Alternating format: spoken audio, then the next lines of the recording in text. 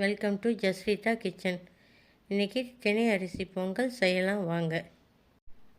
அதற்கு தேவையான பொருட்கள்: பச்சை மிளகாய், இஞ்சி, கருவேப்பிலை, கொத்தமல்லி, மிளகு, சீரகம், பெருங்காயம். அதோடவே ஒரு டம்ளர் தினை அரிசி, அரை டம்ளர் பாசிப்பருப்பு நல்லா கழுவி 1/4 மணி நேரம் ஊற வச்சுக்கலாம். குக்கரில் 1 ஸ்பூன் எண்ணெய், 1 ஸ்பூன் நெய் போட்டு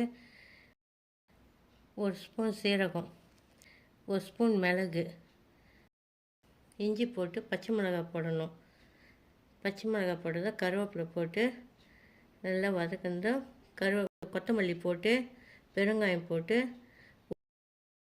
அது வதங்கினதுக்கப்புறம் பருப்பும் அதில் போட்டு நம்ம எடுத்துருக்கிற அரிசி பருப்புக்கு 4 டம்ளர் தண்ணி ஊற்றி கொச்சி பிறகு குக்கர் மூடி போட்டு 3 விசில் விட்டு இறக்கவும்.